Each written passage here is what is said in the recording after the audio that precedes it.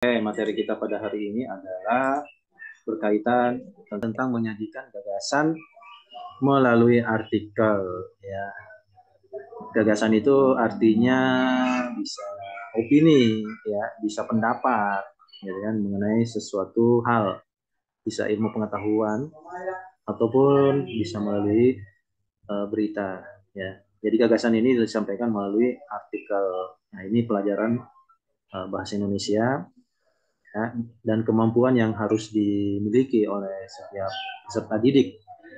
Ya, jadi dalam bahasa Indonesia itu kita harus mampu memiliki beberapa literasi atau kemampuan. Yang pertama menulis, yang kedua membaca, menyimak, ya, dan kemudian menyampaikan, ya, gagasan, menyajikan gagasan. Nah, ini adalah salah satu materi dalam pelajaran bahasa Indonesia. Ya. Nah, arti artikel adalah karangan berisi fakta dan opini yang dibuat untuk dipublikasikan di media cetak maupun media sosial. Jadi itu pengertian artikel atau tulisan, ya. Jadi sebuah karangan yang berisi fakta. Fakta itu maksudnya kenyataan yang terjadi di lapangan, ya. Atau bisa juga berupa opini. Opini itu pendapat si penulis itu sendiri, ya, yang disampaikan melalui media. Nah, di sini media bisa media online, bisa media cetak, dan banyak media yang lainnya, gitu ya. Tuh. Tujuannya apa? Untuk menyampaikan gagasan dilengkapi data dan fakta yang disajikan dalam bentuk tulisan. Ya, sebuah artikel dapat meyakinkan, mendidik, dan menghibur pembaca. Itu tujuannya. Nah, kemudian tujuannya ada dua lagi, ya. Tujuan artikel bagi si penulis, yakni sebagai sarana untuk menyampaikan gagasan. Kedua, sarana untuk berpikir secara sistematis. Ketiga, sarana publikasi hasil pemikiran secara ilmiah. Keempat, sarana untuk menguraikan atau membahas pokok masalah yang telah ditentukan oleh peneliti. Terakhir, sarana untuk menjelaskan atau membahas suatu masalah sesuai bidang ilmu tertentu. Yaitu tujuan kita membuat artikel bagi penulis, ya. Kemudian bagi si pembaca apa tujuan artikel atau manfaat bagi si pembaca?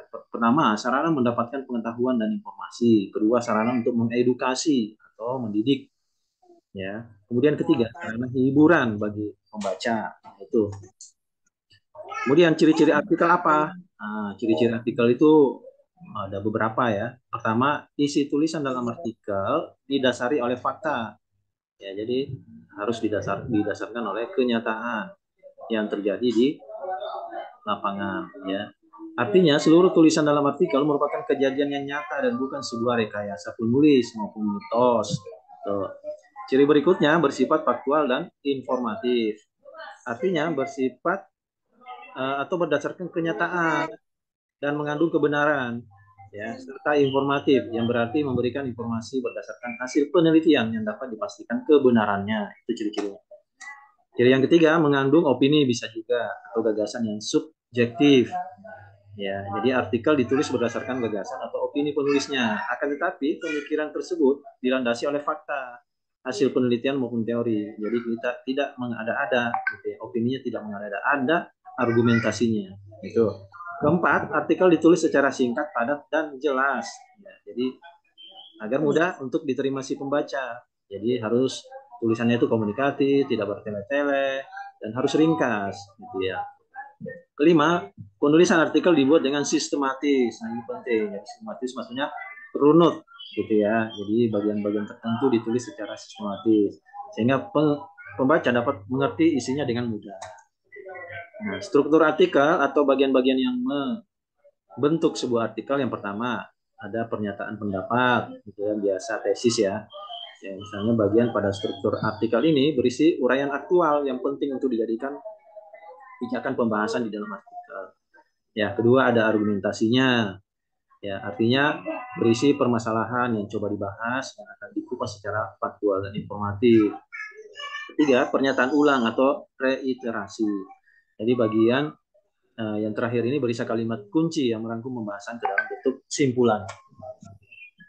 Nah, jenis-jenis artikel ini banyak, Bu, ya. Ada artikel praktis, artikel ringan, artikel opini, artikel analisis ahli, dan sebagainya. Jadi jenis-jenis artikel itu banyak ya. Ada yang praktis, itu maksudnya artikel yang mengutamakan keterampilan daripada pengembangan pengetahuan. Jadi cenderung naratif, gitu kan, cerita, pesan yang disusun sesuai dengan urutan waktu, kronologis, peristiwa atau tahapan.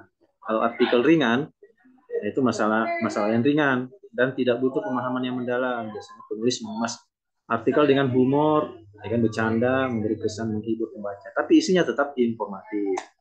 Nah, kalau yang opini itu biasanya di dalam surat kabar atau majalah punya kolom khusus atau penempatan khusus. Nah, ini ya rubrik kolom opini gitu. Dan ada juga artikel analis ahli gitu ya. Nah, perbedaan artikel dan jurnal ini, kalau di artikel itu artikel mirip ya, mirip dengan jurnal, tapi ada perbedaannya.